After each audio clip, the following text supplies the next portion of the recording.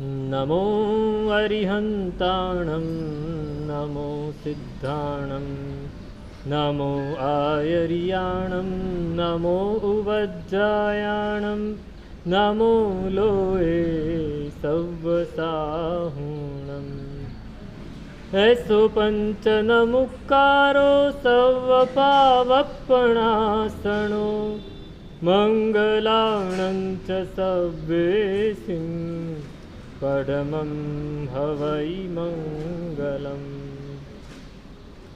जय जगजीव जोणी वियाणो जगगुरु जगानंदो जगणाहो जगबंधु जय जगप्रिया महोभयवम् जय सुयाणं पभवो तिथयराणम् अपच्छिमो जय जय गुरुलोगाणं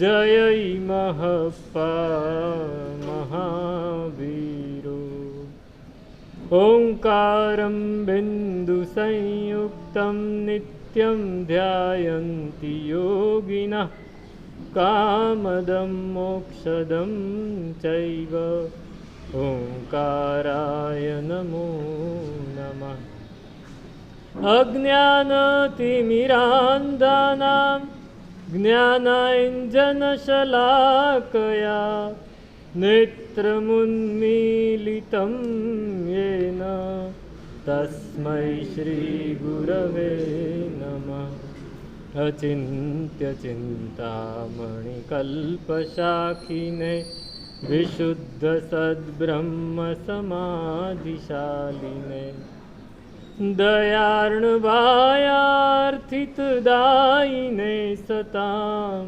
नमो नमः श्रीगुरुनेमिसूरये नमो नमः श्रीगुरुनेमिसूरये नमो नमः श्रीगुरुनेमिसूरये।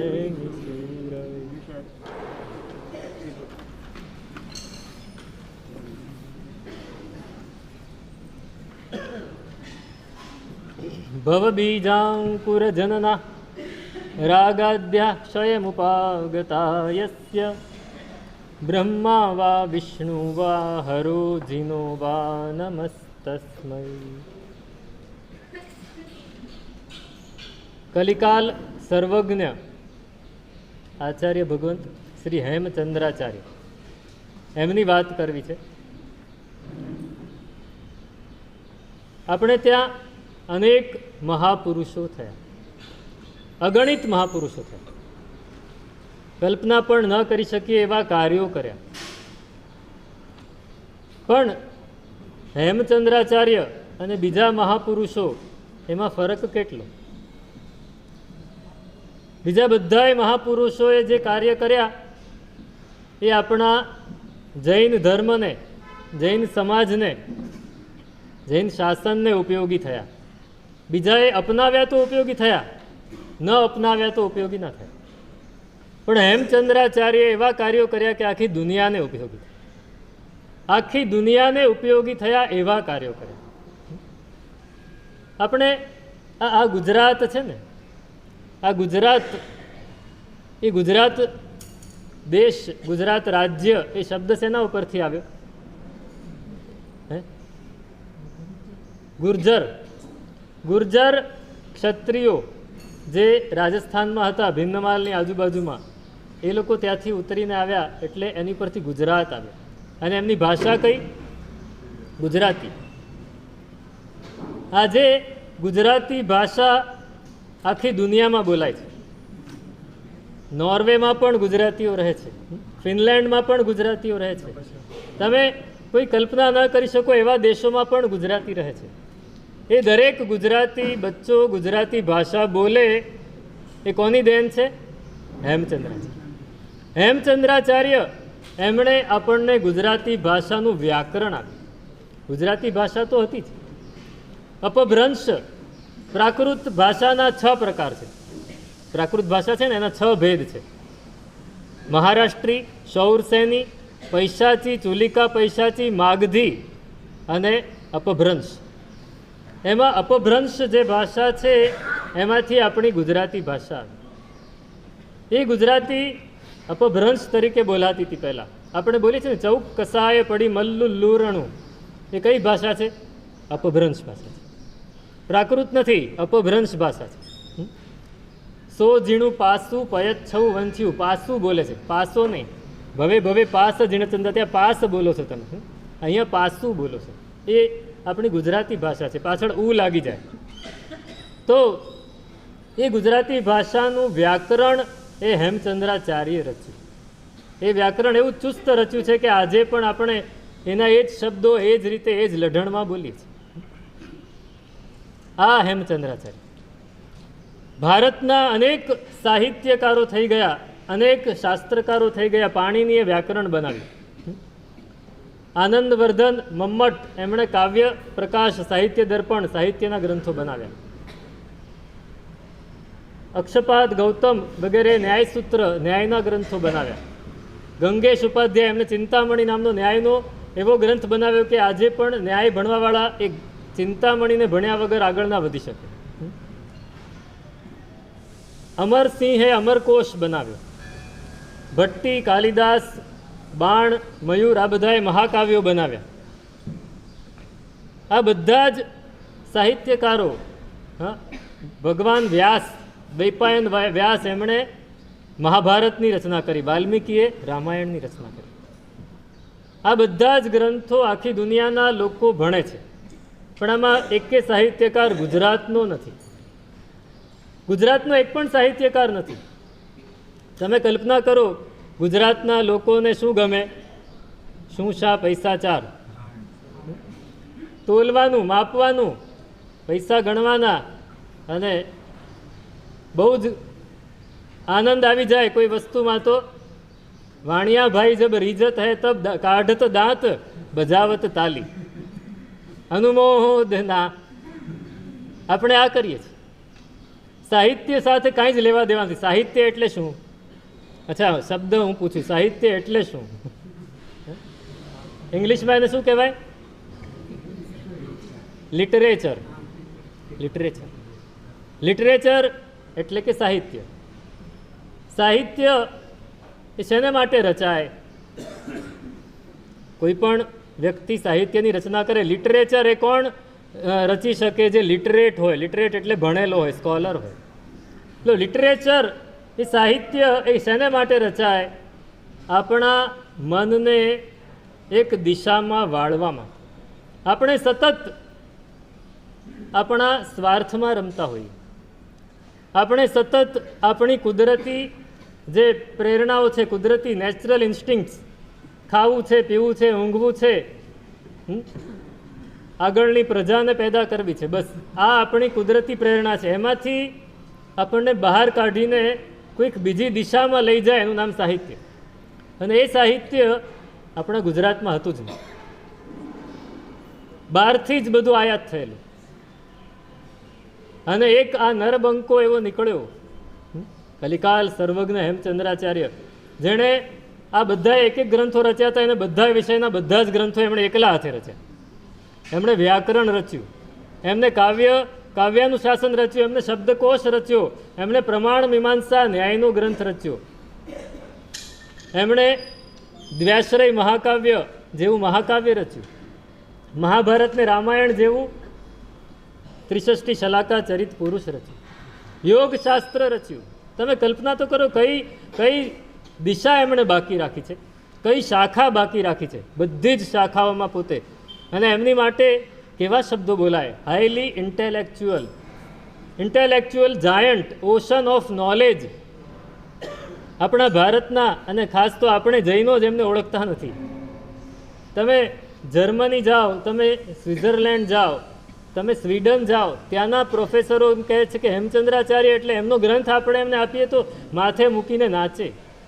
આપણને ગ્રંથ સાથે કંઈ લેવા દેવા નથી. એવા એ સાહિત્યના કરતા. કલિકાલ સર્વજ્ઞ. કલિકાલ સર્વજ્ઞ એટલે શું? કલિકાલ સર્વજ્ઞ એટલે સર્વજ્ઞ એટલે બધું જ જાણનારા.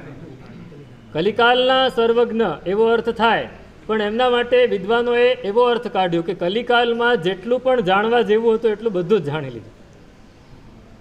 અત્યારે કલિકાલ ચાલુ છે, એમાં જાણવા જેટલી પણ શાખા હતી બધી જ એમણે પોતાને અંદર આત્મસાત કરી લીધું.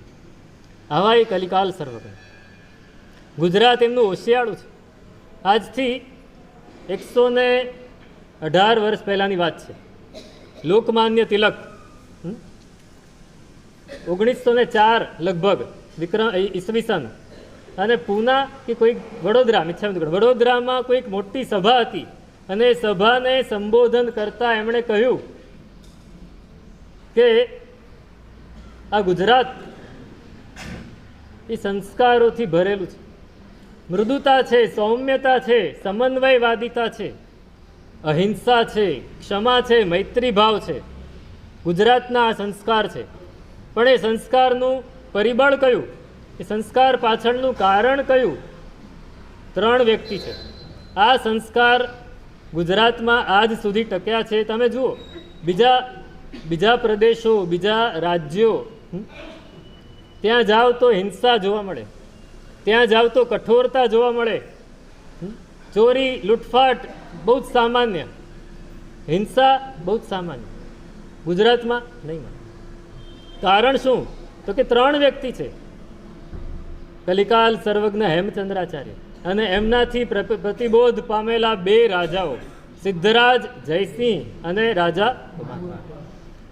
આ બંને રાજાઓએ, કુમારપાળ રાજા અને સિદ્ધરાજ જયસિંહ, એમની એટલી જોરદાર મહેચ્છા કે આપણો દેશ, આપણું રાજ્ય, આપણા નાગરિકો સંસ્કારથી સમૃદ્ધ બને. સાહિત્ય, એ સાહિત્યમાં કોનો ઇજારો હતો ખબર છે? પહેલાં માલવ દેશનો. માલવ દેશ એ સાહિત્યથી બહુ જ સમૃદ્ધ હતું. એ જોઈને સિદ્ધરાજ જયસિંહને મનમાં થઈ ગયું કે મારા દેશમાં કેમ નહીં આવું? અત્યારે સાહિત્યમાં કોણ સમૃદ્ધ? 2 રાજ્ય બહુ જ સમૃદ્ધ છે, એક બંગાળ અને બીજું કેરલા. તમને કલ્પના નહીં આવે, કેરલામાં સાહિત્યના મેગેઝિન બહાર પડે એની કેટલી નકલ વેચાતી હશે. આપણે તે સાહિત્યના મેગેઝિન બહાર પડે તો 1000, 2000, 4000 નકલ વેચાય. ત્યાં 4-4 લાખ નકલ વેચાય છે કેરલામાં. મલયાલી ભાષા જાણવાવાળા કેટલા? 4 લાખ નકલ મેગેઝિનની વેચાય. તમે કલ્પના કરો સાહિત્યનો કેટલો રસ હશે. આપણને સાહિત્યનો રસ જ નથી, પણ હેમચંદ્રાચાર્ય આપણી પર ઉપકાર કરી ગયા. તો એ જે સંસ્કાર પડ્યા છે, લોકમાન્ય તિલકે કહ્યું કે આ જે સમન્વય દેખાય છે, આ જે સૌમ્યતા દેખાય છે, જે શાંતિ દેખાય છે, એ શેને લીધે દેખાય છે?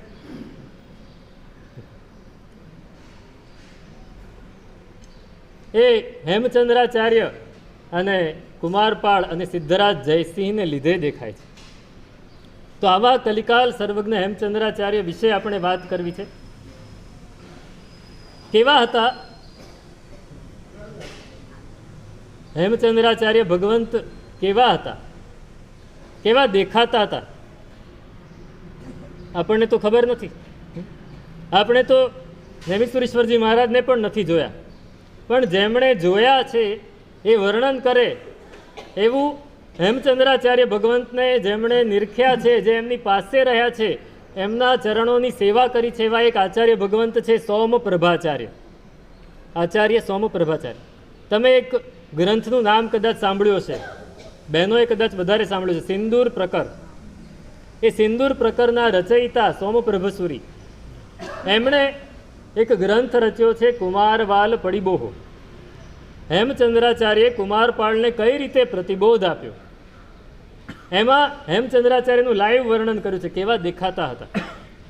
તુલ્યત વણિજ્જકંતી સયવત્ત સવત્ત નયણ રમણિજ્જા પલ્લવીય લોય લોયણ હરિસપ્પ સરા શરીર સિરી. એમનું શરીર કેવું હતું?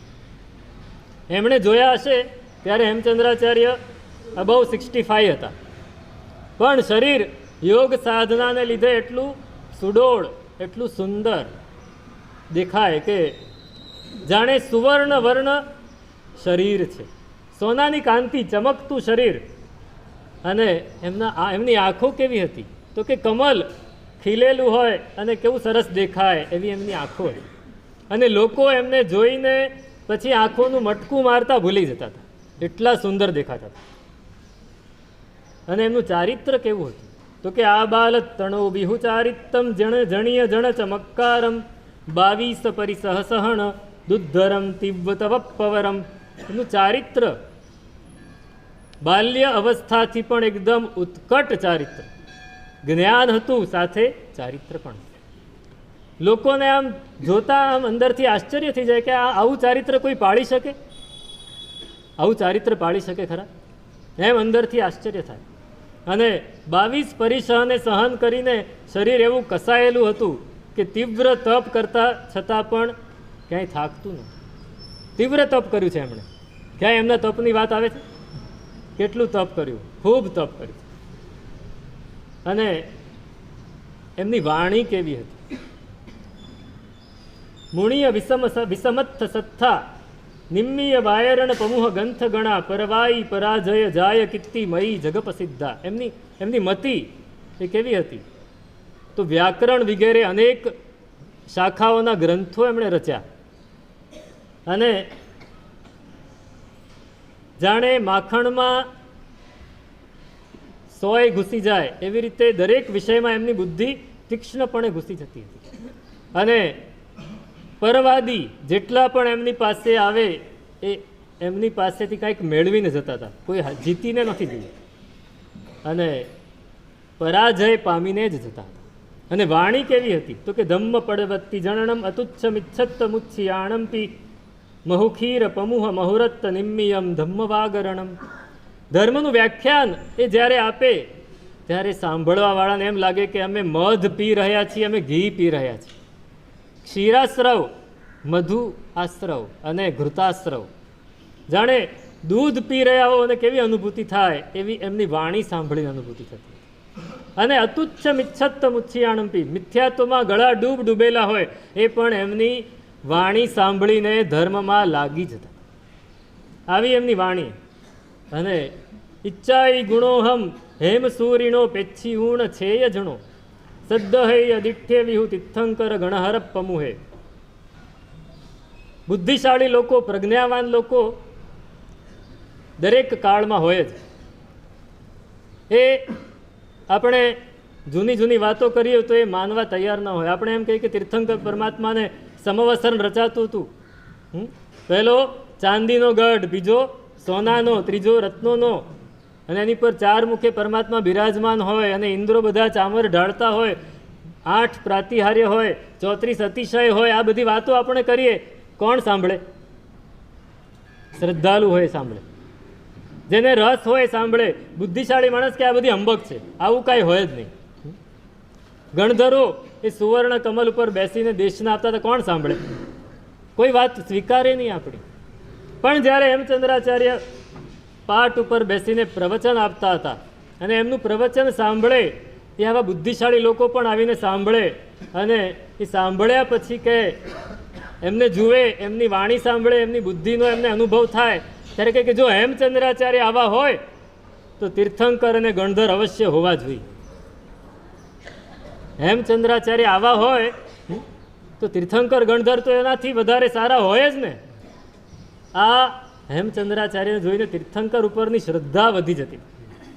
આવા હેમચંદ્રાચાર્યની વાત કરવી છે આજે.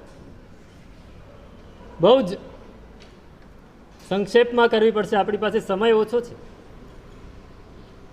આપણને એમનું ચરિત્ર ખબર છે, ઘણી વાર સાંભળ્યું હશે.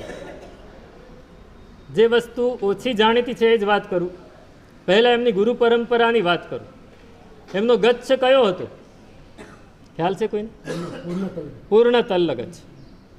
પૂર્ણતલ્લ ગચ્છ એમાં એમની 4 પેઢી સુધીનું વર્ણન મળે છે. એક આચાર્ય ભગવાન છે શ્રી દત્તસુરી, પોતાના શિષ્ય પરિવાર સાથે વિચરતા મેવાડ પધાર્યા છે. મેવાડમાં વાગડ પ્રદેશ છે. જેમ કચ્છમાં વાગડ પ્રદેશ છે ને, એમ મેવાડમાં પણ વાગડ પ્રદેશ. વાગડ એટલે શું ખબર છે? વાગડ પ્રદેશ કોને કહેવાય? જે પ્રદેશ એક રાજ્યને બીજા રાજ્ય સાથે જોડે, એટલે ગુજરાત અને કચ્છને જોડે વાગડ પ્રદેશ. એટલે એમાં ગુજરાતી ભાષા પણ બોલાય અને કચ્છી ભાષા પણ બોલાય. પૂરેપૂરા કચ્છી પણ નહીં, પૂરેપૂરા ગુજરાતી. એવી રીતે મેવાડમાં પણ વાગડ પ્રદેશ, એમાં અડધા સંસ્કાર ગુજરાતના ને અડધા સંસ્કાર મારવાડના, રાજસ્થાનના. આ ડુંગરપુર એ વાગડ પ્રદેશ. એની આસપાસમાં કોઈક નગર હતું, રત્નપુર નામનું નગર, એ ત્યાં પધાર્યા છે વાગડ પ્રદેશમાં. માળવામાં પણ વાગડ પ્રદેશ છે.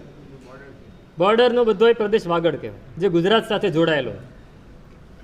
તો એ પધાર્યા છે અને રાજા ત્યાંના છે યશોભદ્ર નામના, ખૂબ સરળ, સૌમ્ય, ધર્મની લાગણી ઘણી, ક્ષત્રિય છે, શૈવ ધર્મી છે, જૈનોનો પરિચય નથી.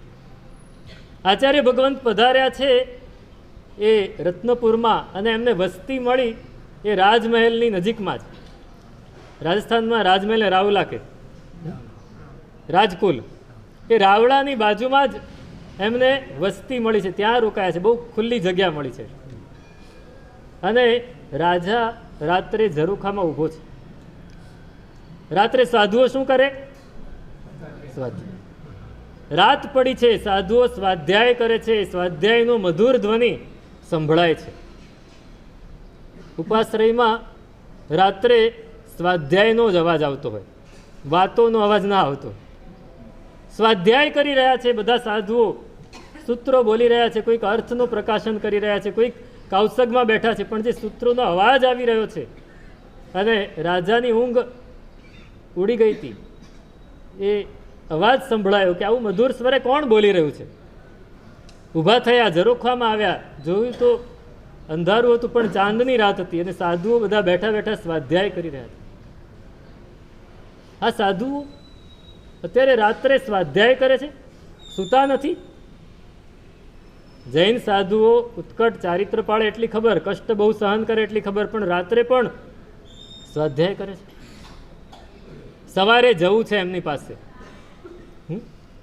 એને જૈન ધર્મનો કોઈ પરિચય નથી. આખી રાત એ વિચારમાં ને વિચારમાં પસાર કરી સવારે ઉઠ્યા અને શ્રાવકોને, મંત્રીઓને બોલાવ્યા કે આપણે ગુરુ ભગવંત પાસે જવું છે. કોણ છે? મહારાજ સાહેબ. ગયા, વંદન કર્યા, ગુરુ ભગવંત પાસે ધર્મ સાંભળ્યો. કાયમ વ્યાખ્યાન નહોતા થતા. આવી રીતે લોકો જાય અને વિનંતી કરે તો પ્રવચન થાય. પ્રવચન થયું, એમણે સાંભળ્યું, ધર્મની વાત સાંભળી અને હળું કર્મી આત્મા એક જ વારમાં મગજમાં બેસી ગયું. ખરેખર ધર્મ કોને કહેવાય, જીવનને ઉજ્જવળ કરવું એ કઈ રીતે કરવું, આ બધું એણે સાંભળ્યું અને મનમાં એને થયું કે જો મને અનુકૂળતા મળે તો મારે પણ આ જ ધર્મ પાળવો છે. ગુરુ ભગવંત થોડા દિવસ રહ્યા, માસકલ્પ પૂરો થયો, વિહાર કરી ગયા. આ રાજા, એનું રાજ્ય મોટું હતું, ચોમાસું બેસવાનું હતું. એની પહેલાંની વાત, વૈશાખ મહિનો, ચૈત્ર વૈશાખ મહિનાની વાત. ચોમાસા પહેલાં ખેડૂતો શું કરે? ખેતરમાં જે પણ જાડી ઝાખરા ઉગી ગયા હોય એને સાફ કરે, બાળી નાખે, નિંદામણ કરે. રાજા જોવા નીકળ્યો છે અને કોઈ ખેતરને એના માણસો, રાજાના જ રાજ્યના જ ખેતર હતા, માણસો એને બાળી રહ્યા હતા અને રાજાની નજર પડી તો એક સાપણ એ જાડી ઝાખરા ભેગી બળી રહી હતી. રાજા દોડ્યો, માણસોને કીધું જલ્દી કાઢો એને, પણ કાઢતા કાઢતામાં તો એ બળીને મરી ગઈ. એટલે અંદરથી હાહાકાર થઈ ગયો કે આ રાજ્ય આટલી બધી હિંસા. હવે રાજાને આવું વિચારવાનું પાલવે ખરું? આપણે ત્યાં તો ઘણીવાર એવું થાય કે બહુ મોટા પ્રયોજનો હોય, બહુ મોટા પ્રસંગો હોય, એની માટે આવું બધું કરવું પડે. પછી કોઈ પૂછવા જાય ને તો કે શાસન પ્રભાવના એ હિંસા વગર ન થાય, એવું કહેવાવાળા પણ બેઠા છે આપણે ત્યાં. પણ રાજાને મનમાં થઈ ગયું ક્યાં હિંસા, તો મારે હવે સંસારમાં રહેવું જ નથી. હું રાજા છું, બધી હિંસા મારા માથે થપાય છે, આનો બધાનો દોષ મને લાગે છે. પાછા મહેલમાં આવ્યા, તરત જ પરિચિત શ્રાવકને બોલાવ્યા કે ભાઈ પેલા આચાર્ય ભગવંત પધાર્યા હતા શ્રીદત્ત સુરી મહારાજ, એ અત્યારે ક્યાં બિરાજમાન છે? એમણે કહ્યું સાહેબ આ જગ્યાએ છે. રાત્રે નક્કી કર્યું, સવારે વહેલા ઉઠ્યા, ઘરમાં મહેલમાં રાણીને કીધું નથી, મંત્રીને કહ્યું નથી, રાજકુમારને કહ્યું નથી, કોઈને પણ કહ્યા વગર સવારની પોરમાં ઘોડા ઉપર બેસીને નીકળી પડ્યા સીધા. અને જે જગ્યાએ ગુરુ ભગવંત હતા ત્યાં 5-6 કલાકની સફર પછી પહોંચી ગયા. ગુરુ ભગવાનની પાસે એકલા રાજા પહોંચી ગયા. ગુરુ ભગવાનને જઈને વંદન કર્યા. રાજાએ ભગવંતે જોયું કે આ દૂરની મુસાફરી કરીને આવ્યા છે, મોઢા ઉપર થાક દેખાય છે. ક્યાંથી આવ્યા? તો કે નગરથી સીધો જ આવ્યો છું. એકલા આવ્યા છો? તો કે હા સાહેબ એકલો જ, અને હવે એકલો આપની પાસે જ રહેવાનો છું. મને દીક્ષા આપો. શું? મને દીક્ષા આપો. અરે પણ રજા? સાહેબ હું વડીલ છું મારા ઘરમાં, અને મારે હવે રજા લેવાની જરૂર નથી, જેને જે કરવું એ કરે. દીક્ષા પોતાના જે ઘરેણા દાગીના પહેરેલા હતા, રાજ્યના રાજાના હતા, બધા જ શ્રાવકોને બોલાવીને આપ્યા કે આનાથી તમે 28 મહોત્સવ કરો, અને ભગવંતે કોઈ આપ મુહૂર્ત કાઢો, મને દીક્ષા આપો. ગુરુ ભગવંતે યોગ્ય આત્મા જાણીને દીક્ષા આપી ત્યારે ને ત્યારે જ. એ જ દિવસોમાં 28 મહોત્સવ પૂરો થયો, દીક્ષા આપી, અને નામ યશોભદ્ર મુનિ.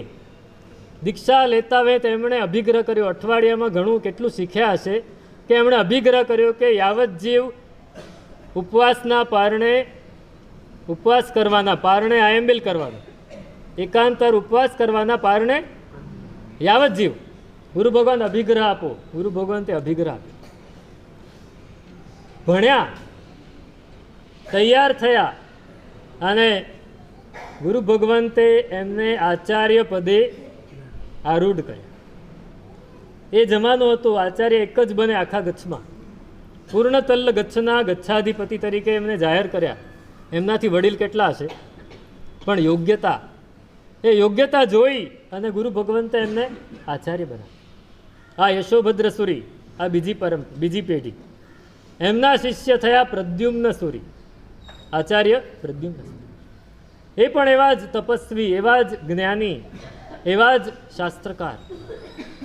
એમને આચાર્ય પદ આપી દીધું છે યશોભદ્ર સૂરીએ. અને વિચરતા વિચરતા ગિરનાર પધાર્યા છે.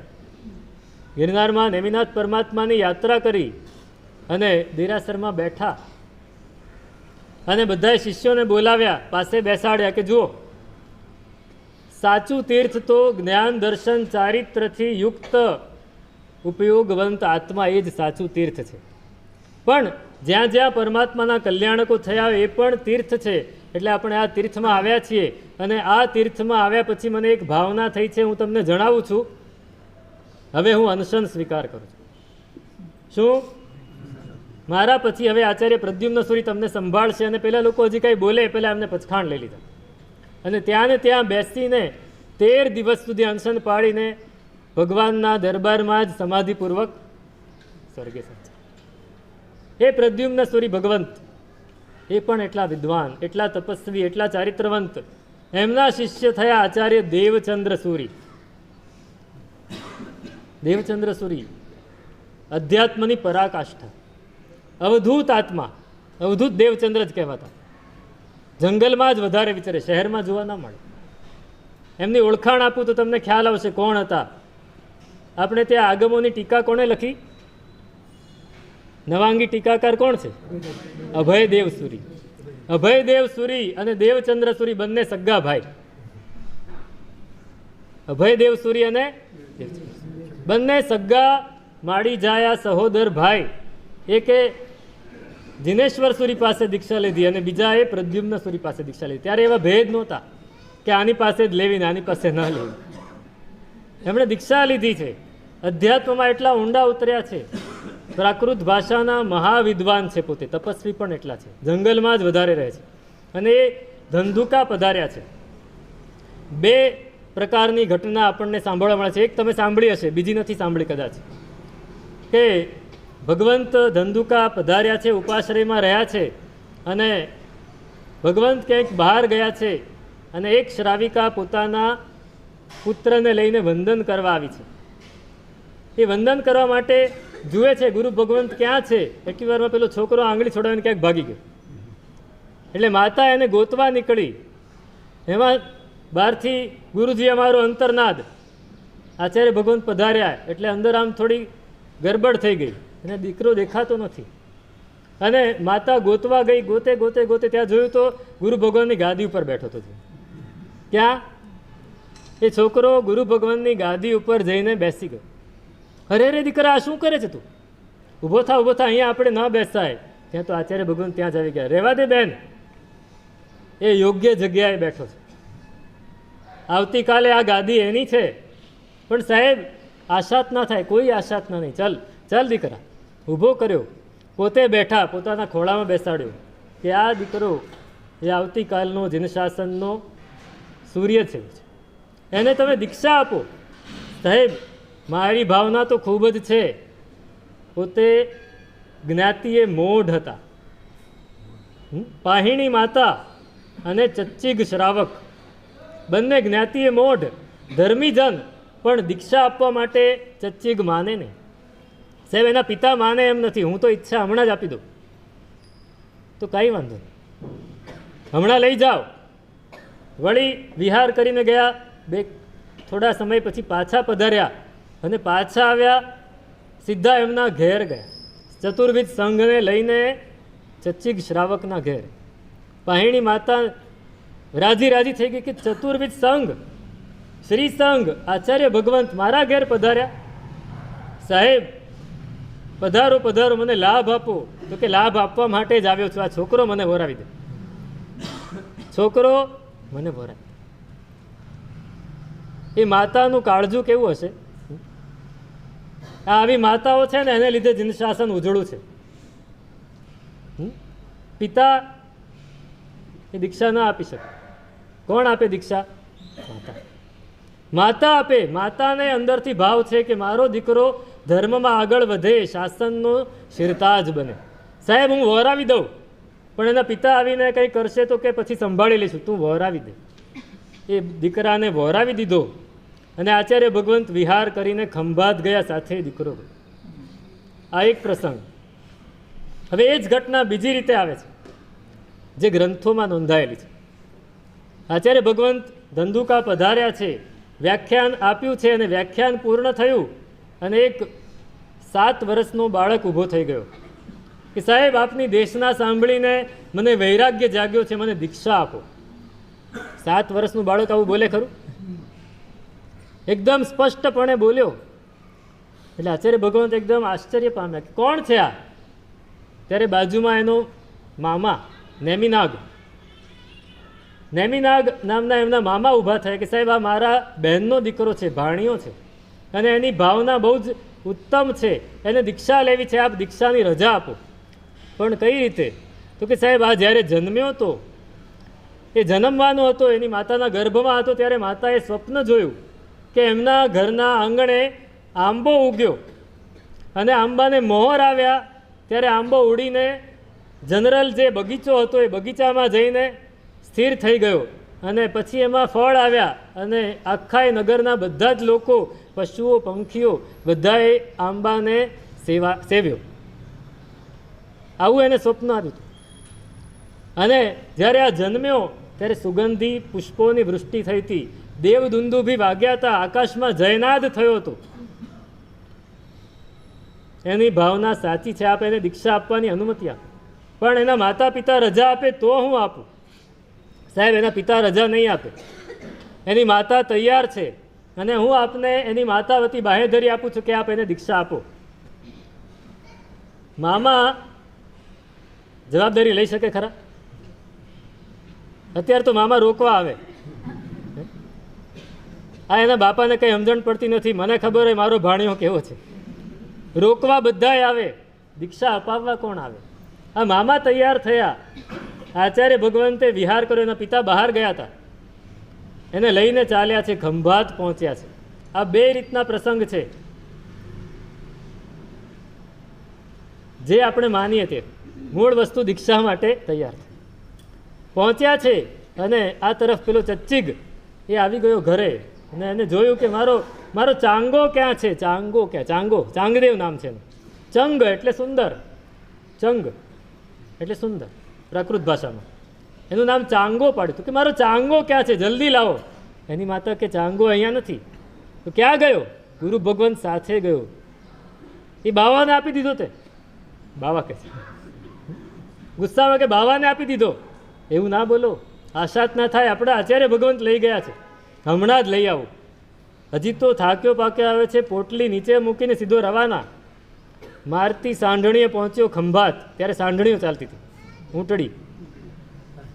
હા, એ લઈને પહોંચ્યો અને સીધો ખબર પડી કે તરત જ નાના ગામમાં ખબર પડી જાય કોણ આવ્યું ને કોણ ગયું. ઉદયન મંત્રી છે ત્યાં, પરમ શ્રાવક છે. હેમચંદ્રાચાર્ય દેવચંદ્ર સૂરીના પરમ શ્રાવક છે. દેવચંદ્ર સૂરી એને વાત કરી રાખી છે કે આના પિતા આવશે, એને સમજાવવાની જવાબદારી તમારી. ચોક્કસ. ઉદયન મંત્રી તરત જ પહોંચી ગયા ઉપાશ્રય. પેલો હજી ઉપાશ્રય પગથિયું ચડે એ પહેલાં એના ઘરે લઈ ગયા. ઘેર લઈ જઈને એને આગતા સ્વાગતા કરી, એનો થાક ઉતાર્યો, એને શાંત કર્યો. ભાઈ તરત જ ચાંગદેવને બોલાવે, એના ખોળામાં બેસાડી દીધો. આ તમારો ચાંગો. મારે એને કોઈ દીક્ષા આપી નથી, આ બાવાના રવાડે ચડાવવો નથી. હું મારા ઘેર લઈ જઈશ. મારો દીકરો મારી પાસે જ હોવો જોઈએ. બહુ જ સરસ, સાચી જ વાત છે. પિતાની પાસે જ પુત્ર હોવો જોઈએ. પણ ભાઈ, આ પુત્ર મોટો થશે, ધંધો કરશે, તમારું ઘર અજવાળશે, તમારી સેવા કરશે, તમારી આંતરડી ઠારશે, તમને આનંદ આવશે, બરાબર. પણ જો એ શાસનમાં હશે, મોટો થશે, બધાય આખા શાસનને અજવાળશે, બધા એની આંતરડી ઠારશે, આખા ચતુર્વિધ સંઘને એ સંતર્પક બનશે. તમને એ ગમે છે કે આ ગમે છે? તમે જ વિચારી લો. હું કાંઈ નથી કહેતો. તમને કંઈક જરૂર હોય તો કહેજો. એ શું બોલ્યા એમ કે પૈસા માટે હું મારા છોકરાને વેચ્યું, એવો નથી. પણ તમે વિચારો એમ કે તમારા ધંધુકાની ધૂળમાં રખડતું તમારે ચીંથરું જોઈએ છે કે જીનશાસનના બગીચામાં સરસ મહેકતું એક વૃક્ષ જોઈએ છે?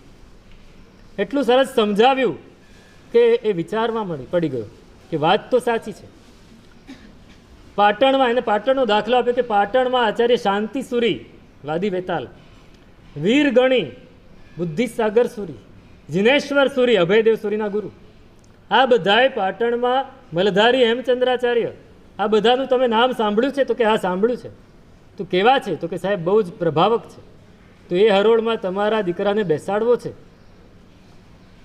ચોક્કસ. આ તમને સોંપ્યો, તમે દીક્ષા આપી દો. મંત્રી કેવા હોય, શાસનના અગ્રગણી કેવા હોય, નાયક કેવા હોય, આગેવાન કેવા હોય, એને સમજાવ્યા. ચાલો હું નહીં આપું, તમારે જ આપવાની છે. ગુરુ ભગવાન પાસે લઈ ગયા. ગુરુ ભગવાનને વિધિવત વહોરાવ્યો કે હવે આના પિતા તરીકે હું આપને વહોરાવું છું, દીક્ષા આપો. અને 8 વર્ષના થયા, દીક્ષા આપી. 1945માં જન્મ, 1954માં 1145માં જન્મ, 1154 9મા વર્ષે દીક્ષા આપી. 9મા વર્ષે ખંભાતમાં જ દીક્ષા આપી. અને દીક્ષા આપ્યા પછી ભણે છે. વ્યાકરણ, સાહિત્ય, સિદ્ધાંત, આગમ, ન્યાય, કોઈ શાખા બાકી નથી રાખી. બધી જ શાખાઓ ભણી. સાથે ચારિત્ર એટલું, તપ એટલું, અને તેજ પણ, ગુરુ ભગવાનનું સમર્પણ પણ એટલું બધું ભણ્યા છે. અને છતાંય હજી અંદરથી એમ થાય છે કે હજી વધારે ભણવું, હજી વધારે પામું. ગુરુ ભગવાનને વિનંતી કરે છે, સાહેબ રજા આપો. શેની રજા જોઈએ છે? 17 વર્ષની ઉંમર છે. દીક્ષાને 5 વર્ષ થયા છે. 17 વર્ષની ઉપર સાહેબ રજા આપો. શેની રજા આપો? સાહેબ શ્રુત દેવતાને પ્રસન્ન કરવા છે. શ્રુત દેવતાને પ્રસન્ન કરવા છે. પણ ક્યાં જશો? તો કે સાહેબ કાશ્મીર જઈશ. કાશ્મીર વાસીની સરસ્વતી એ પ્રસન્ન થાય. કાશ્મીરમાં જઈને જે આરાધના કરે એને અવશ્ય પ્રસન્ન થાય. ગુરુ ભગવંતે રજા આપી, સાથે સાધુઓ આપ્યા. સાધુઓને લઈને નીકળ્યા છે અને પિંડવાડા પહોંચ્યા. તમારું ગામ પિંડવાડા પહોંચ્યા. ત્યાં ગામની બહાર રહ્યા છે અને સરસ્વતી દેવી સામા આવ્યા કે મુનિવર તમારે છે કાશ્મીર સુધી લાંબા થવાની જરૂર નથી. તમારું પુણ્ય બહુ પ્રબળ છે. હું સામેથી આવી છું. તમારે જે વરદાન જોઈતું એ માગો. અને એમણે વરદાન આપ્યું. ત્યાં અજારીમાં આજે પણ સરસ્વતી દેવીની પીઠ છે, પ્રતિમા છે ને. હમણાં જ અમે જઈ આવ્યા ચોમાસા પહેલાં જ. તો એ ત્યાંથી પાછા ફર્યા અને ગુરુ ભગવંતને બધા જંગલમાં છે, માર્કંડેશ્વર. ત્યાંથી પાછા ફર્યા. સાથેના મુનિ ભગવંતોએ ગુરુ ભગવંતને વાત કરી, સાહેબ સરસ્વતી દેવી સામેથી પ્રસન્ન થયા. તો પછી ગુરુ ભગવંતનો હરખનો કોઈ પાર રહે? આ રીતે ગુરુ ભગવંત પાસે પાછા આવ્યા. ગુરુ ભગવંતે ખૂબ આશીર્વાદ આપ્યા. એક દિવસ એક શ્રાવકે વિનંતી કરી, સાહેબ મારા ઘેર પધારો, ખૂબ ગરીબ છું, પણ આપ પધારો અને મને આશીર્વાદ આપો. મારે હવે બસ આ સંસારમાં રહેનું કોઈ કામ નથી. ગરીબાઈ એટલી બધી હતી. પહેલાં અબજોપતિ માણસ હતો, પણ ગુમાવ્યું એટલું બધું ગુમાવ્યું કે ઘર ખંડેર થઈ ગયું. ગુરુ ભગવાને વિનંતી કરી, પગલાં કરો. ગુરુ ભગવંત આનું નામ સોમચંદ્ર પાડ્યું છે. ચાંગાનું નામ શું પાડ્યું છે? સોમચંદ્ર. મુનિ સોમચંદ્રને સાથે લઈને ગયા છે. અને ગયા પછી પેલા શ્રાવક છે એ કાંજી વોરાવે છે, લોટની રાબ વોરાવે છે. લોટની રાબ બનાવીને વોરાવે છે. એ સોમચંદ્ર મુનિ કે આના ઘરે સોનાના ઢગલા પડ્યા છે, ખંડેર થઈ ગયું છે ને, ચારેક ઓર પથ્થરના કોલસાના ઢગલા પડ્યા છે, કે આને ત્યાં સોનાના ઢગલા પડ્યા. અને આ માણસ કેવો કંજૂસ છે, આ રાબ વોરાવે. ગુરુ ભગવાનને કહે છે રાબ વોરાવે છે, આ પોતે ખાતો નહીં હોય કાંઈ. હવે ગુરુ ભગવંત કાંઈ જવાબ આપતા નથી. ગુરુ ભગવંતે સાંભળ્યું ન સાંભળ્યું કર્યું, બાલમુનિ છે બોલી જાય. પણ પેલા શ્રાવકે સાંભળી લીધું કે નક્કી આને સોનું દેખાય છે ને મને કોલસા દેખાય છે. મુનિ ભગવાનને ઉપાડીને સીધા ઢગલા ઉપર બેસાડી દીધા. જેવા બેઠા કોલસા બધા સોનું થઈ ગયું. પારસમણી સોનું થઈ ગયું. પેલો શ્રાવક હવે દીક્ષા લે ખરો. ગુરુ ભગવાનને વિનંતી કરે, સાહેબ અમને આચાર્ય પદવી આપો, બધી જ જવાબદારી મારી. અને ગુરુ ભગવંતે 21 વર્ષની ઉંમરે, કેટલી ઉંમર? 12 વર્ષ, 9 વર્ષની ઉંમરે દીક્ષા, 21 વર્ષની ઉંમરે નાગોરમાં, નાગોર રાજસ્થાન, ત્યાં એમની આચાર્ય પદમાં. આચાર્ય પદ એટલે ગચ્છાધિપતિ. પોતે હવે રિટાયર થાય છે. દેવચંદ્ર સૂર્યે પોતાની ગાદી એમને સોંપી દીધી. પહેલાં કહેલું ને આ ગાદી પર એ જ બેસવાનું. અને એ વખતે એમના માતા પાહિણી દેવી એમણે દીક્ષા લીધી કે મારો દીકરો આચાર્ય થાય, એના હાથે મારે દીક્ષા લેવી છે. હવે આચાર્યની જવાબદારી છે. આચાર્ય બન્યા એટલે દીક્ષા આપે. દીક્ષા આપતા હવે શું કર્યું? માતાના ઉપકાર હતા કે માતાએ મને દીક્ષા માટે મોકલ્યો છે. માતાના ઉપકાર છે. દીક્ષા આપતા વેત માતાને પ્રવૃત્તિની પદે સ્થાપિત કરે. કેમ? માતા પ્રવૃત્તિની બને એટલે હવે એમને બીજા કોઈને વંદન ના કરવા પડે. મારા માતા જ વડીલ હોય. ગુણવાન હતા. પાહિણી માતા ગુણવાન હતા, ગુણવંત હતા. એમને પ્રવૃત્તિની પદે સ્થાપિત કર્યા. અને પછી ગુરુ ભગવંત 1164 એમની આચાર્ય પદવી થઈ. 66 મિછા 1166, 21 વર્ષ થયા. અને એની પછીના જ વર્ષે આચાર્ય ભગવાન દેવચંદ્ર સૂરી કાળધર્મ, 22 વર્ષની ઉંમરે આચાર્ય બનીને આખા ગચ્છને સંભાળે. કેવી એમની ક્ષમતા હશે, કેવી ક્ષમતા હશે. વિચરે છે દેશ વિદેશમાં અને અનેક પ્રકારે વિચરે છે. એમાં એક દિવસ ક્યાંક કોઈક રાજ્યમાં બિરાજમાન છે અને શાસન દેવી આવ્યા કે ભગવંત આપે હવે દેશ વિદેશમાં વિચરવાનું નથી, આપ ગુજરાત પધારો, આપે પાટણમાં રહેવાનું છે. શાસનનો ઉદ્યોગ તો થશે. સામેથી શાસન દેવી આવીને વિનંતી કરે છે. આવ્યા પાટણમાં. પાટણમાં સિદ્ધરાજ જયસિંહ છે. સિદ્ધરાજ જયસિંહ કેટલા વર્ષની ઉંમરે રાજા થયો હતો ખબર છે? અકબર કેટલા વર્ષની ઉંમરે રાજા થયો હતો? 14. સિદ્ધરાજ જયસિંહ પણ 14 વર્ષની ઉંમરે રાજા થયો. પિતા કર્ણદેવ નાની ઉંમરે ગુજરી ગયા. માતા મિનલ દેવી છે. સિદ્ધરાજ જયસિંહ 14 વર્ષની ઉંમરે પણ એવો સાહસિક છે, એવો પરાક્રમી છે, એવો શૂરવીર છે અને મનસ્વી છે, કોઈનું સાંભળતો નથી. 14 વર્ષની ઉંમરે રાજા થયો છે. મંત્રીઓ કે અમે કહીએ એ પ્રમાણે કરવાનું, હું રાજા છું, હું કહું એ પ્રમાણે તમારે કરવાનું. કોઈ આવે ન્યાય માટે અને મંત્રીઓ તપાસ કરે પહેલાં રાજા પોતે જઈને તપાસ કર્યા હોય કે આને સાચી રીતે. ખંભાતમાં એ જમાનામાં મુસલમાનો રહેતા, એમાં કોઈક મુસલમાનને કોઈક બીજા ધર્મના લોકોએ બહુ હેરાન કર્યો, એટલો બધો હેરાન કર્યો કે એને ત્યાં જીવવા જેવું ના રહ્યું. પણ એને કોઈ કહ્યું તું પાટણ જા, સિદ્ધરાજ જયસિંહને કહે. સિદ્ધરાજ જયસિંહને એને ફરિયાદ કરી જઈને. સિદ્ધરાજ જયસિંહ 16 વર્ષની ઉંમર, કોઈને કીધા વગર રાતોરાત ઘોડો લઈને પાટણથી ખંભાત નીકળ્યો. ખંભાત આવ્યો, ત્યાં તપાસ કરી, ત્યાં કહી દીધેલું 3 દિવસ રાજા કોઈને નહીં મળે. 3 દિવસમાં પાછો પાટણ પહોંચ્યો અને અહીંથી જે કસૂરવાર હતા, જે ગુનેગાર હતા, એને બોલાવીને એને સજા કરી. આવો એ સિદ્ધરાજ જયસિંહ, શૂરવીર, અને સાથે એને અંદરથી એવી મહેચ્છા કે મારું ગુજરાત, મારું પાટણ એ સંસ્કારી બને. ત્યાં સાહિત્ય હોય, ત્યાં શૂરવીરતા હોય, ત્યાં સૌમ્યતા પણ હોય, ત્યાં રઘુવંશ જેવા કાવ્યો પણ રચાતા હોય અને વિદ્વાનોની સભાઓ પણ થતી હોય. ગુજરાતના લોકો બે જ કામ જાણતા હતા, કાં પૈસા કમાવો ને કાં લડી લડીને લૂંટો બીજાને. ત્રીજું કામ નહોતું આવડતું. ક્ષત્રિયો હતા ને બધા, રજપૂત હતા, આપણે બધા જ રજપૂતો હતા.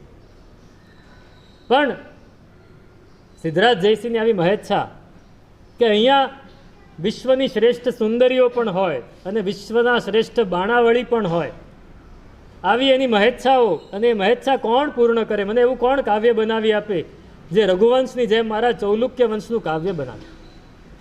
આવી એની મહેચ્છા, અને એમાં હેમચંદ્રાચાર્ય એમનું આવું થયું. હેમચંદ્રાચાર્ય પ્રવેશ કરી રહ્યા છે અને સિદ્ધરાજ જયસિંહ હાથી ઉપર નીકળ્યા છે, વંદન કર્યા ઉપર બેઠા બેઠા, અને આચાર્ય ભગવંત કંઈક ફરમાવો. મુનિ ભગવંત ઓળખતા નથી, એકદમ નાના છે, એકદમ તેજસ્વી છે. આ તેજસ્વી છે મુનિ કોઈ. મુનિ મને કંઈક ઉપદેશ આપો. તો કે સિદ્ધરાજ, તું નિશંકપણે બધે વિચાર, ભલે દિગ્ગજો ત્રાસ પામે. કવિ કલ્પનામાં એવું છે કે દિગ્ગજોએ પૃથ્વીને ધારણ કરી છે. દિગ્ગજો ભલે થાકી જાય, ભલે ડર પામે, તું તારે નિરાતે વિચાર, કારણ કે અત્યારે તો પૃથ્વી તારા કબજામાં છે. આવું કહ્યું એટલે સિદ્ધરાજ જયસિંહને એકદમ આમ અંદરથી ખટકો લાગ્યો કે આવા કોણ છે? હા, નાની ઉંમરે આટલું સરસ. મુનિ, મારી સભામાં પધારો. આવીશ. ગયા છે સભામાં, અને સભામાં જઈને સરસ વાતો કરે છે, ઉપદેશ આપે છે. રાજા પ્રશ્ન પૂછે છે, એના જવાબ આપે છે, અને 4 વાર સભામાં ગયા, એમાં તો ગોઠડી જામી ગઈ બરાબર. સિદ્ધરાજ જયસિંહ અને હેમચંદ્રાચાર્ય બેની ઉંમરમાં ખાલી 2 જ વર્ષનો ફરક છે. સિદ્ધરાજ જયસિંહનો જન્મ 1143માં થયો છે, આમનો 1145. 2 જ વર્ષનો ફરક છે. મૈત્રી જામી ગઈ. રોજ પ્રશ્નો પૂછે છે, રોજ જવાબ આપે છે, નવી નવી વાતો થાય છે. લોકો બધાએ જોતા રહી ગયા કે આ શું? સિદ્ધરાજ જયસિંહની સભામાં કેવા કેવા પંડિતો હતા. પંડિત શ્રીપાલ કવિ, ભારતનો શ્રેષ્ઠ કવિ હતો એ જમાનામાં. પંડિત દેવબોધ ભાગવત, સંન્યાસી હતો પણ મહાપંડિત હતો. એવા કાવ્યો રચે કે આમ એની કોઈ તુલના ન કરી શકે. આવા મોટા મોટા કવિઓ એમની સભામાં, પણ કોઈનો ક્લાસ ચાલે ને હેમચંદ્રાચાર્ય આવે એટલે બધાએ આમ અંદરથી બળે. એમાં એક દિવસ હેમચંદ્રાચાર્ય સભામાં આવી રહ્યા છે એટલે પેલા આચાર્ય દેવબોધ હતા ને પંડિત, એણે એમની મશ્કરી કરી. પાતુઓ હેમ ગોપાલ દંડ કંબલ મુદ્વહન. આ હેમ ગોવાળીઓ આવે છે. સાધુની પાસે શું હોય? કામળી હોય, હાથમાં દાંડો હોય. ગોવાળિયા પાસે શું હોય? ખભે કામળો હોય, હાથમાં ડાંગ હોય. તો કે આ હેમ ગોવાળીઓ હાથમાં દાંડો અને કામળી લઈને આવે છે. એમ કે આવો આવો આવો, સ્વાગત કર્યું. ત્યારે હેમચંદ્રાચાર્ય કેવા હાજર જવાબી હશે કે ષટ દર્શન પશુગ્રામમ ચારયન જૈન ગોચરે. બીજી પંક્તિ ઓલા બોલવા જાય પહેલાં એમને પૂરી કરી દીધી કે 6 દર્શન રૂપી પશુઓને જૈનના ગોચરમાં ચરાવવાવાળો હેમગોપાળ આવ્યો છે. શું આ ચતુરાઈ, આ જવાબ દેવબોધ તો આમ કાપો તો લોહી ના નીકળે. એ દિવસથી એમનો ભક્ત થઈ ગયો કે ખરેખર મારી જાતને હું કંઈક માનતો હતો, પણ તમારી સામે હું કાંઈ જ નથી. એ દેવબોધ અને શ્રીપાલ આ બંને વચ્ચે ઝઘડો થઈ ગયો. હેમચંદ્રાચાર્યને ખબર પડી, બંનેને ઉપાશ્રય બોલાવ્યા અને બંને વચ્ચે સમાધાન કર્યું, બંને વચ્ચે મૈત્રી સ્થાપી. સમન્વય કરવાની ભૂમિકા અહીંથી શરૂ થઈ. જ્યાં પણ જાય ત્યાં, નહીતર શું કરે, શ્રીપાલને આમ ચડાવે, રાજનીતિ શું કરાવે, શ્રીપાલને આમ ચડાવે, દેવબોધને આમ ચડાવે ને પોતે લાભ ખાટે નહીં. પોતાના કરી લીધા બંનેને. આ રીતે એક પછી એક મુકામ સર કરતા જાય છે. એક દિવસ પોતે સ્થૂલભદ્રજીની વાત કરી રહ્યા છે કે સ્થૂલભદ્ર કેવા હતા. ઉપાશ્રયમાં વ્યાખ્યાન ચાલુ છે, એમાં સ્થૂલભદ્રજીની વાત નીકળી. સ્થૂલભદ્રજી 12 વર્ષ કોષા વેશ્યાના ઘેર રહ્યા, પણ પિતા કાળધર્મ પામ્યા. રાજાએ મંત્રી પદ ઓફર કર્યું, ના પાડી દીધી. દીક્ષા લીધી અને દીક્ષા લીધા પછી ચોમાસું ક્યાં આવ્યા, કોષા સાથે. અને કોષા ષડરસ ભોજન ખવડાવે છે. એની ચિત્રશાળામાં રહ્યા છે. ચારેકોર કેવા ચિત્રો હોય, અને એમાં એ ત્યાં રહ્યા છે. અને કોષા એમનાથી 3 હાથ દૂર નૃત્ય કરે છે, એમને રીઝવે છે, એમને હાવભાવ કરીને પોતાના વશ કરવાનો પ્રયત્ન કરે છે, અને છતાંય એ વશ થયા નહીં. કેવા હશે સ્થૂલભદ્રજી? આવી વાત કોણ કરી રહ્યું છે? હેમચંદ્રાચાર્ય. અને કેટલાક પંડિતો એમને મળવા આવ્યા હશે, એમણે આ વાત સાંભળી એટલે એમને મુદ્દો મળી ગયો. રાજા પાસે ગયા કે રાજન, આ કેવી વાત કરે છે? 6 રસવાળું ભોજન ખાય, વેશ્યાના ઘરે રહે, ચિત્રશાળા હોય, ચારેકોર ચિત્રો લગાડેલા હોય, અને સામે વેશ્યા એમને 12 વર્ષ સુધી રહ્યા હોય, એ નાચતી હોય, હાવભાવ કરતી હોય, અને કયા માણસનું મન પીગળી ન જાય? આ બધી ખોટી વાત છે, હંબગ વાત છે. તમે પૂછો તો ખરા કે આવું કેમ થાય? એટલે બીજે દિવસે હેમચંદ્રાચાર્ય સભામાં આવ્યા અને રાજાએ પૂછ્યું કે આ તમારી વાત શું છે? એમ કે તો કે વાત સાચી છે સાહેબ.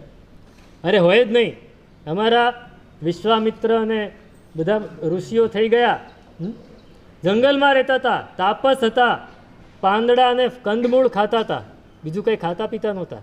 અને એ તપમાં બેઠા હતા, અને મેનકા વગેરે અપ્સરાઓએ આવીને એમને ચલાયમાન કરી દીધા, એ પણ ચલિત થઈ ગયા. તો આ સ્થૂલભદ્રજી આવી રીતે ચલિત ન થાય, વાતમાં કોઈ માલ જ નથી.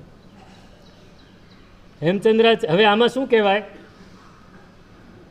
આપણે ફક્ત ગ્રંથોમાં લખ્યું છે એટલે સાંભળીએ છીએ, એટલે આપણે વિશ્વાસ ધરાવીએ છીએ. આપણને આપણી પાસે કોઈ પુરાવો તો છે નહીં. પણ આ હેમચંદ્રાચાર્ય જેવી તેવી હસ્તી નહોતી. એમને કહ્યું કે જો સાહેબ, જંગલનો રાજા કોણ? સિંહ.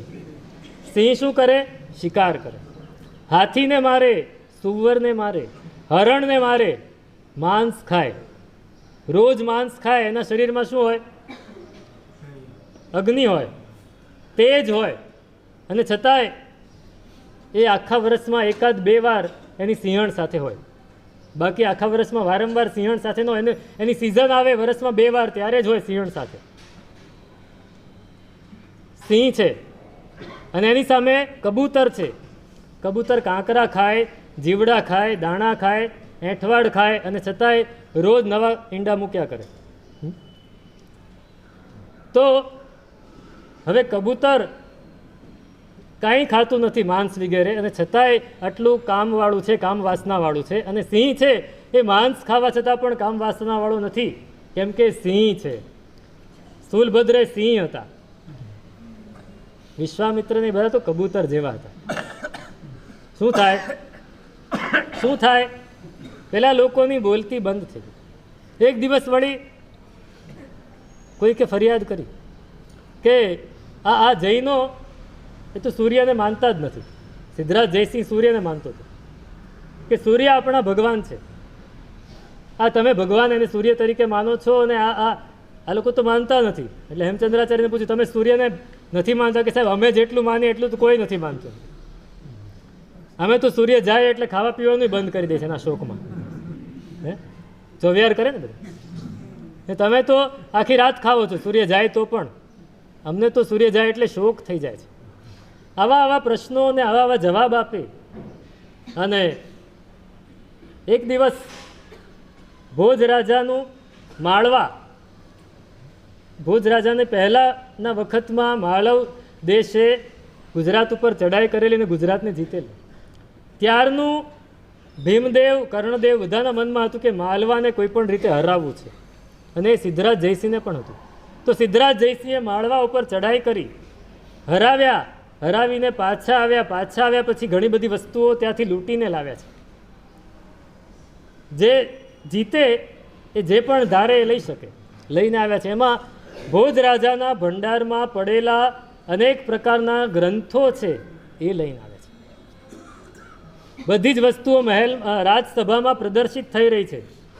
એક પછી એક વસ્તુ દેખાડતા જાય છે. હેમચંદ્રાચાર્ય બિરાજમાન છે, બધા કવિઓ, પંડિતો, મંત્રીઓ બધા જ બિરાજમાન છે. એક પછી એક વસ્તુઓ દેખાડતી જાય છે. મોતી છે, રત્નો છે, હાથીદાંત છે, આ છે, તે છે, ઘણી વસ્તુ છે. છેલ્લે આવ્યા ગ્રંથો. એક પછી એક ગ્રંથ રાજા પોતે ઉપાડીને હેમચંદ્રાચાર્યના હાથમાં આપે છે. આ કયો ગ્રંથ છે? તો કે આ વ્યાકરણ છે. એના રચયિતા કોણ? તો કે ભોજરાજ. આ કયો ગ્રંથ છે? તો કે કાવ્ય છે. એના રચયિતા કોણ? તો કે ભોજરાજ. આ કયો ગ્રંથ છે? તો કે સાહિત્ય. એના રચયિતા કોણ? તો કે ભોજરાજ. આ ભોજરાજે એટલું બધું રચ્યું છે. સાહેબ, રચ્યું છે એટલું નહીં, આપણે ત્યાં પણ આ જ ભણાય છે. તો અમારા ગુજરાતમાં કોઈ બનાવવાવાળું નથી. આવું મારા ગુજરાતમાં કોઈ બનાવવાવાળું નથી. આપણે બીજાનું ભણવું પડે તો આપણે પશુ બળથી જીત્યા. સંસ્કાર બળ આપણી પાસે છે નહીં, વિદ્યા બળ આપણી પાસે છે નહીં, આપણે નકામા છીએ. સિદ્ધરાજ જયસિંહ એકદમ મૂંઝાઈ ગયો, ઉદાસ થઈ ગયો. આવું મારે ત્યાં એવો કોઈ છે જે વ્યાકરણ બનાવે, જે સાહિત્ય બનાવે? બધા પંડિતોની સામે નજર કરે છે. પંડિતો નજર નીચી કરી દીધી. છેલ્લે ક્યાં નજર પડે? હેમચંદ્રાચાર્ય ભગવંત ઉપર નજર પડી. સાહેબ, આપ મારો યશ અને આપની ખ્યાતિ અને સમગ્ર ગુજરાતને એક નવું વ્યાકરણ મળશે. આપ કરો કાંઈક. ચોક્કસ મને આટલા ગ્રંથો મંગાવી આપો. 18 વ્યાકરણ મંગાવ્યા છે કાશ્મીરથી, અને વ્યાકરણની રચના કરવા બેઠા. 1.25 વર્ષમાં આખું વ્યાકરણ પૂરું કરી દીધું. સિદ્ધ હેમચંદ્ર શબ્દાનું શાસન. સિદ્ધરાજ જયસિંહનું નામ આગળ જોડ્યું, પાછળ પોતાનું. અને તમે કલ્પના કરો, 18,000 શ્લોક પ્રમાણ બૃહદ વૃત્તિ, વ્યાકરણના સૂત્રો 4,500, એની ઉપર 18,000 શ્લોક પ્રમાણ બૃહદ વૃત્તિ, અને એની ઉપર 1.25 લાખ શ્લોક પ્રમાણ બૃહદ ન્યાસ. એની બધી રચના કેટલા વર્ષમાં કરી? 1.25 વર્ષમાં. રાજાને સોંપ્યું. રાજાએ પંડિતોને આપ્યું કે આને તપાસ કરો, દોષ નથી ને. પંડિતોની આખી સભા બેઠી, આખું વ્યાકરણ વાંચી ગયા, 3 વાર વાંચી ગયા, નિર્દોષ પુરવાર થયું. હવે બીજા કોઈ પંડિત હોય તો એનું બહુમાન થાય, એને ઇનામ અપાય, પણ આ તો આચાર્ય છે, સાધુ છે, એને બહુમાન ન કરાય, એને ઇનામ આપીએ તો અપમાન કહેવાય. એટલે વ્યાકરણને રાજાએ પોતાની હાથીની અંબાડીમાં મૂક્યું અને આખા નગરમાં એની શોભાયાત્રા. એની હજારો નકલ લખાઈ અને આખા દેશમાં ભણાતું થઈ ગયું આ વ્યાકરણ. વ્યાકરણ સાથેના 5 અંગ: શબ્દાનુશાસન, નામાનુશાસન, લિંગાનુશાસન, ઉણાદિગણ અને વૃત્તિ. આ બધું જ એમને જ બનાવ્યું છે. બીજા બધા વ્યાકરણમાં બધાએ અલગ અલગ વસ્તુ બનાવી છે. આમણે એકલાએ બધું બનાવ્યું, એકલા હાથે. કાવ્યાનું શાસન પણ પોતે બનાવ્યું, તર્કાનું શાસન પણ પોતે બનાવ્યું. આ રીતે એમણે બધા ગ્રંથોની રચના કરી. અને સિદ્ધરાજ જયસિંહ એટલા બધા રાજી થયા. તો સિદ્ધરાજ જયસિંહ સાથે એમનો સંબંધ, અને એની પછી આવ્યા રાજા કુમારપાળ. 1198ના અંતે સિદ્ધરાજ જયસિંહ કાળધર્મ સ્વર્ગે ગયા. એની પછી આવ્યા છે કુમારપાળ. કુમારપાળ રાજા થવાના છે એમ સિદ્ધરાજ જયસિંહને હેમચંદ્રાચાર્ય પહેલાં જ કહી દીધેલું. અરે હેમચંદ્રાચાર્ય નહીં, સિદ્ધસેન દિવાકર સુરી ભગવંતે રાજા વિક્રમને કહી દીધેલું. વિક્રમ રાજાએ પૂછ્યું કે મારા પછી એવો કોણ રાજા થશે જે જૈન ધર્મનો ડંકો વગાડશે? તો કે 1199માં રાજા કુમારપાળ થશે. એમણે ત્યારે જ કહી દીધેલું, અને એ જીન શાસનનો ડંકો વગાડશે. એ રાજા થયો છે. સિદ્ધરાજ જયસિંહને ગમતો નહોતો, એને મારવા માટે એણે માણસોને મૂકી દીધેલા નાની ઉંમરથી. હકીકતમાં કુમારપાળ એ સિદ્ધરાજ જયસિંહનો ભત્રીજો થાય, ત્રિભુવનપાળ એમનો ભાઈ થાય સિદ્ધરાજ જયસિંહનો, એમના દીકરા. પણ મારો દીકરો એને સંતાન નહોતું સિદ્ધરાજ જયસિંહને, તો મારા ભત્રીજો તો કોઈ દિવસ રાજા બને જ નહીં. એને મારવા માટે માણસો મૂક્યા છે ને કુમારપાળ દોડે છે. દોડે છે એટલે કેવું દોડે છે? આખા ભારતની 7 વાર પરિક્રમા કરી. કેટલી વાર? 7 વાર. એમાં એ ભણી ન શક્યા, ક્યાંય સ્થિર થઈને રહી ન શક્યા, કોઈ સંસ્કાર ન પામ્યા. પણ જે પરિભ્રમણ કર્યું ને એમાં એમને ઘણું બધું શીખી લીધું, ઘણું બધું શીખી લીધું. અને જેવા સિદ્ધરાજ જયસિંહ ઘણીવાર તો હેમચંદ્રાચાર્ય બચાવ્યા છે. ખંભાતમાં ભંપોળ છે, બ્રહ્મપોળ, સ્તંભન પાર્શ્વનાથ ભગવાનનું દેરાસર છે, એની બાજુમાં જ ઉપાશ્રય છે. ત્યાં ભોંયરું છે, એ ભોંયરામાં તાડપત્રની પોથીઓ રહે અને હેમચંદ્રાચાર્ય ત્યાં બિરાજમાન. અને સિદ્ધરાજ જયસિંહના માણસો જ્યારે કુમારપાળને મારવા માટે આવ્યા ત્યારે કુમારપાળ એ હેમચંદ્રાચાર્ય પાસે ગયા અને કહ્યું, મને બચાવો. એ પોથીના ભંડારમાં અંદર છુપાડી દીધેલા. 3-4 વાર આ રીતે બચાવેલા અને ધર્મ ખૂબ સમજાવેલો. એટલે કુમારપાળ રાજા થયા. રાજા થયા એટલે સિદ્ધરાજ જયસિંહનો જે પ્રતાપ હતો એને લીધે ઘણા બધા રાજાઓ એમના ખંડિયા હતા. પણ જેવા કુમારપાળ થયા બધાએ પોતાને સ્વતંત્ર જાહેર કર્યા. એટલે ફરીથી યુદ્ધ કરવું પડ્યું. 50 વર્ષની ઉંમરે કુમારપાળ રાજા થયા. કેટલા વર્ષની ઉંમરે? અને 50 વર્ષની ઉંમરે સીધા રાજા થઈને સીધા લડવા ગયા. 10 વર્ષ સુધી યુદ્ધો ચાલ્યા. કેટલા દેશ જીત્યા? 18 દેશ. 18 દેશ જીતવા માટે 10 વર્ષ કાઢ્યા. 60 વર્ષની ઉંમરે ઠરીને ઠામ થઈને બેઠા છે અને હવે યાદ કરે છે મને ઉપકાર કોણે કર્યા. ઉપકારીઓને યાદ કરે છે એક પછી એક. આંબળ શ્રાવક, એક કુંભાર હતો, એક શ્રાવિકા હતી. આ બધાને બોલાવીને ઇનામ આપે છે. કોઈકને મંત્રી પદ આપે છે, કોઈકને ગામ આપે છે. છેલ્લે યાદ કરે છે મારા ગુરુ ભગવાન. ગુરુ ભગવાનને પધરાવ્યા, સાહેબ પધારો, મને આ રાજ્ય આપનું છે, આપને લીધે હું રાજ્ય ઉપર છું, આપ રાજ્ય સ્વીકારો. તો કે ભાઈ અમે તો ભિક્ષા લાવીને ગોચરી વાપરીએ, જમીન ઉપર સૂઈ જઈએ અને જીર્ણ વસ્ત્રો પહેરીએ, અમારે તમારા રાજ્યથી શું કરવું? રાજ્ય તમે જ પાળો. સાહેબ તો પછી મને રાજ્ય કઈ રીતે પાળવું એનો ઉપદેશ આપ. અને કુમારપાળ ભણવા બેસે છે એમની પાસે 60 વર્ષની ઉંમરે. રાજનીતિ ભણ્યા, વ્યાકરણ ભણ્યા, સાહિત્ય ભણ્યા અને આત્મનિંદા દ્વાત્રિંશિકા નામનો ગ્રંથ રચ્યો. એક દિવસ કુમારપાળ રાજા જમવા બેઠા છે ને ઘેબર આવ્યા અને ઘેબર ખાય છે ને, ખાતા ખાતા પોતે માંસ ભક્ષણ કર્યું એ યાદ આવ્યું. સ્વાદ એવો આવે એટલે ઊભા થઈ ગયા કે મેં જે છોડી દીધું છે એ કેમ યાદ આવે છે. આ દાંતને યાદ આવ્યું ને, ચાવતા ચાવતા દાંત જ તોડી નાખ્યું. દાંત તોડવા જાય છે, મંત્રી રોકે છે, સાહેબ ઉભા રહો, આપણા ગુરુ ભગવાન છે એમની સલાહ લઈ લઈએ. ગુરુ ભગવંતની સલાહ લીધી. ગુરુ ભગવંત કે કાંઈ નહીં, એમણે પ્રાયશ્ચિત કરવું છે ને, હું એમની માટે 2 ગ્રંથ બનાવીને આપું છું. કયા ગ્રંથ બનાવ્યા? 2. યોગશાસ્ત્ર 20 પ્રકાશ, 16 પ્રકાશ, અરે 12 પ્રકાશ, મિછામી નીકળે. યોગશાસ્ત્રના કેટલા પ્રકાશ? 12. અને વિતરાગ સ્તવ એના 20 પ્રકાશ. 32 પ્રકાશ એમને બનાવીને આપ્યા. રોજ તમારે સ્વાધ્યાય કરીને પછી મોઢામાં પાણી નાખવું. અને યોગશાસ્ત્ર એ પોતે ભણ્યા. એ ઉંમરે યોગનું આરાધન કર્યું, યોગ સાધના કરી અને પોતાને વંશ પરંપરાગત કોઢ રોગ હતો એ યોગ સાધનાથી એમને મટાડ્યો. શેનાથી મટાડ્યો? યોગ સાધના. એકવાર ગુરુ ભગવાન પાસે જઈને કે સાહેબ મેં મારા વિચરણ કાળમાં ઉંદરને એકવાર મારી નાખેલો. ઉંદરનું ધન મેં લૂંટી લીધેલું. એક ઉંદર હતો. એ ઉંદર એ પોતે જંગલમાં બેઠા છે ને ઉંદર દરમાંથી બહાર આવ્યો એક સોનામોર લઈને. બહાર મૂકી પછી ફરી ગયો, ફરી બહાર આવ્યો. 21 સોનામોર લઈને બહાર આવ્યો પછી નાચે છે. પરિગ્રહની સંજ્ઞા પશુઓને પણ હોય. સાહેબ મેં એની જેવો અંદર ગયો ને 21 સોનામોર મેં લઈ લીધી. પહેલાં આવીને પથ્થર ઉપર માથું પટકીને મરી ગયું. મને એનું પ્રાયશ્ચિત આપો. મૂષક વિહાર દેરાસર બનાવ્યું. કેટલા દેરાસરો પોતાના જીવનમાં એમણે બનાવ્યા છે, કલ્પના નહીં કરી શક્યા. તારંગાનું દેરાસર એમણે બનાવ્યું છે. તારંગાનું દેરાસર કેમ બનાવ્યું? સૌથી પહેલું એ બનાવ્યું છે કે બધા જ રાજાઓને જીતવા માટે, અજીત થવા માટે અજીતનાથની પ્રતિષ્ઠા કરી છે. પછી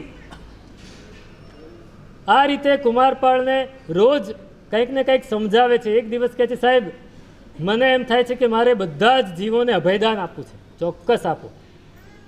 અભયદાન પોતાને જ ભાવ થયો છે ને, બધા જીવ મારા ભાઈ છે, બધા મારા મિત્રો છે, મારે અભયદાન આપવું છે. અને ગુરુ ભગવંતે એમને પ્રેરણા આપી. અહીં કવિ કહે છે કે ભગવાન મહાવીર સ્વામી હતા, અભયકુમાર મંત્રી હતા, શ્રેણિક રાજા હતા, છતાંય કાલ સોકરીક કસાઈને હિંસાથી રોકી શક્યા નહીં.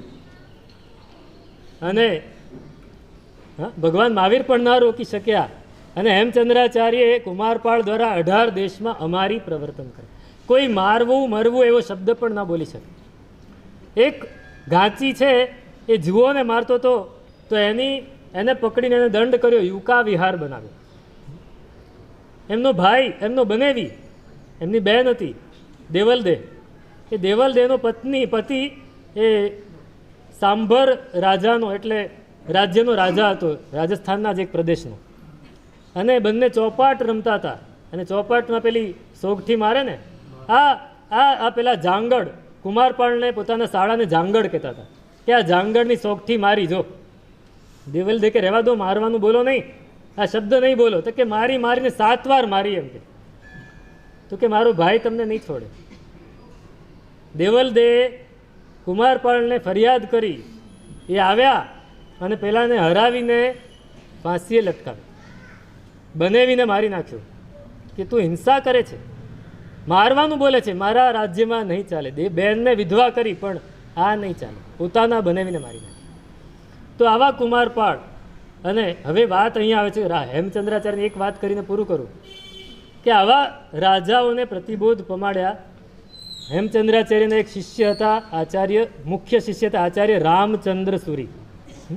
રામચંદ્ર સુરી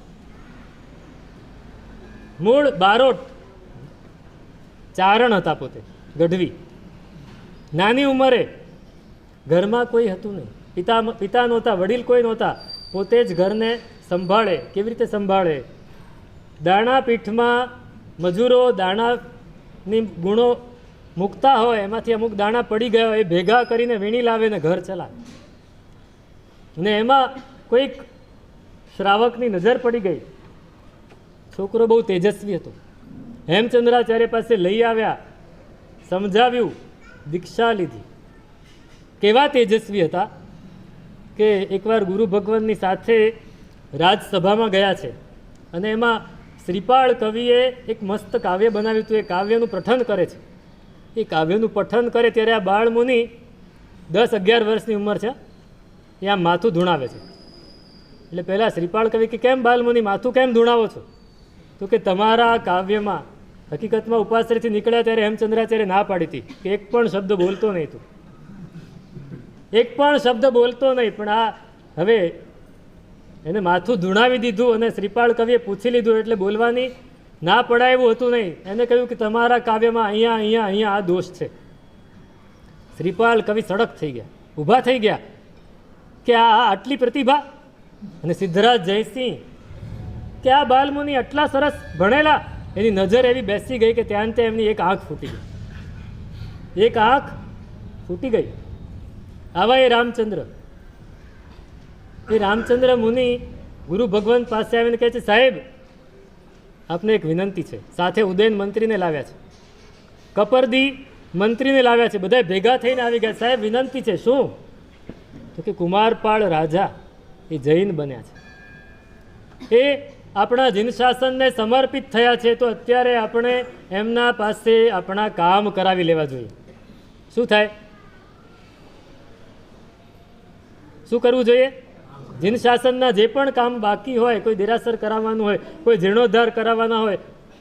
હમણાં આપણે શું કરીએ? કોઈ મંત્રી જૈન હોય તો કામ કરાવી લેવા જોઈએ. હેમચંદ્રાચાર્ય કહે છે, તમે જૈન એટલે શું માનો છો? જૈન થયા એટલે શું? જૈન થયા એટલે શું? આજે એ પોતાના આત્મા જેવા બીજા આત્માને માને છે. આત્મૌપમ્યમ સર્વમ જગત, મારા આત્મા જેવું બધું જગત છે એવું એ માને છે. એમાં એ મુખ્ય મૂળ તો શૈવ ધર્મી છે, અને છતાં એને જૈન ધર્મ સ્વીકાર્યો છે. તો આપણે આપણો સ્વાર્થ સાધવાનો છે? નહીં. એને એક જીવ, આજે કાલે કોઈક ગરીબ માણસ જૈન ધર્મ પામ્યો હોત તો એની પાસે તમે શું કામ કરાવતા? કાંઈ નહીં કરાવતા. અને આ રાજા બન્યો છે એટલે એની પાસે કામ કરાવવાનું છે? નહીં. એને વધારે ને વધારે આગળ વધારવાનો છે, એને ગુણ શ્રેણીમાં ઉપર ચડાવવાનો છે. આવી બધી વાત કરતા નહીં. આપણે આવું કોઈ સ્વાર્થનું કામ કરવું નથી. અને તમે એમ વિચારો છો કે આજે તમે રાજા પાસે કામ કરાવી લેશો એટલે તમે બહુ મોટા થઈ ગયા. એ રાજાની પાછળ કયો રાજા આવશે તમને શું ખબર છે? એ રાજાના રાજપુરુષો એમને જૈનો ગમે છે કે નહીં તમને શું ખબર છે? એમને જૈનોનો કેટલો દ્વેષ હશે, અને આજે એણે કાર્ય કર્યા તો કાલે બધા એનો નાશ પણ કરશે. કોઈ કાર્ય કરાવવાના નથી. આ વાત હવેથી ફરી કોઈ દિવસ કરશો નહીં. આ હેમચંદ્રાચાર્ય સમન્વય, સમતા, સૌમ્યતા એના ભંડાર. અને પોતાના જીવનમાં એમણે જે કાર્યો કર્યા છે કલ્પના જ ન કરી શકીએ આપણે. પુસ્તકોના પુસ્તકો લખાય એટલા બધા કાર્યો કર્યા છે. આપણે એ બધી એનો અવસર નથી અત્યારે. પૂરું કરીએ.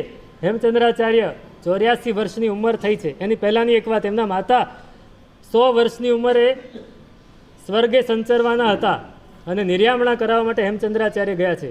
ત્યારે શ્રાવકોએ કહ્યું કે સાહેબ, અમે આપના નિમિત્તે 3 કરોડનું દ્રવ્ય વાપરશું આરાધના નિમિત્તે, આપના સંયમની અનુબંધના નિમિત્તે. તો માતા હવે હેમચંદ્રાચાર્ય સમક્ષ જુએ છે, તમે શું કરશો? હેમચંદ્રાચાર્ય કે શ્રાવકો ધન વાપરે, હું આપના નિમિત્તે 3 લાખ શ્લોક નવા બનાવીશ. શું? 3 લાખ શ્લોક? તમે કલ્પના કરો પોતાના જીવનમાં એક વ્યક્તિ કેટલા શ્લોક બનાવી શકે. હેમચંદ્રાચાર્યની શક્તિ કેટલી હતી. એક માણસ, એક છોકરો છે ને યુવાન આના જેવડો, એ એક દડો બોલ લઈને આમ ઉપર ઉછાળે અને પાછો એને કેચ કરે એટલી વારમાં 7 શ્લોક બનાવતા હતા. કેટલા? 7 શ્લોક. એક સાથે 100 લૈયાઓને બેસાડ્યો હોય, 10 લૈયા વ્યાકરણનું લખતા હોય, 10 લૈયા કાવ્યાનું શાસન, 10 લૈયા યોગશાસ્ત્ર, 10 લૈયા ત્રિષષ્ટિ શલાકા. પહેલાં આને પાઠ લખાવે, પછી આગળ જાય, પછી એને પાઠ લખાવે મનમાંથી જ, હાથમાં ચોપડી ના હોય. એક એકને લખાવતા જાય, પાછા અહીંયા આવે ત્યારે પહેલાંનું લખાઈ ગયું એને આગળ લખાવે. આવા એ હેમચંદ્રાચાર્ય 3 લાખ શ્લોકો નવા રચ્યા. 84 વર્ષની ઉંમર થઈ છે. રાજા કુમારપાળને કહ્યું કે જો ભાઈ, હવે મારો સમય થઈ ગયો છે, તે પણ ઘણી આરાધના કરી છે, સમાધિપૂર્વક તારું પણ આયુષ્ય હવે પૂરું થવામાં છે, 6 મહિના પછી તું જઈશ. કોઈ બીજો વિચાર કરતો નહીં, પાછળ કોણ શું થવાનું છે, જે થવાનું છે થવાનું છે, આપણે આપણું જીવન સાધી લીધું બસ. શિષ્યોને સમજાવ્યા, બધાને સમજાવ્યા, અને 84 વર્ષની ઉંમરે દેહથી આત્મા જુદો છે એવી ભાવના ભાવતા ભાવતા અનુભવની સમાધિમાં પોતે લીન થયા છે. ચિદાનંદ રૂપ શિવોહમ શિવોહમ એમ અંદર રટણ કરતાં કરતાં કરતાં જાણે તેજ પુંજની જેમ નીકળી ગયા. અને 1229 વિક્રમ સંવત 1229માં એ કાળધર્મ પામ્યા. અને બરાબર એમના પછી 6 મહિને રાજા કુમારપાળ પણ કાળધર્મ પામ્યા. તમે કલ્પના કરો કે હેમચંદ્રાચાર્ય એમને પોતાના જીવનમાં જૈનો કેટલા બનાવ્યા હશે? 2.5 થી 3 લાખ લોકોને જૈનો બનાવે છે. કેટલા? અને છતાં એમને પોતાનો નવો પંથ, નવો સંપ્રદાય ક્યાંય ઊભો કર્યો નથી. બધાને જૈન શાસનમાં જ જોડ્યા છે. ધાર્યું હોત તો કંઈ પણ કરી શક્યા હોત. તો એ આવા હેમચંદ્રાચાર્ય, એમના ગુણો ગાવાનો આજે આપણને અવસર મળ્યો છે. મહાપુરુષોના ગુણ ગાઈએ, જેના ઉત્તમ ગુણ ગાવતા ગુણ આવે નિજ અંગ. થોડા પણ આપણા જીવનમાં સમન્વય, સૌમ્યતા, સમતા અને જીન શાસનની એક ખુમારી આપણા હૈયામાં પ્રગટે તો આપણું આ ગુણગાન કર્યું એ સાર્થક છે. બરાબર? ચાલો.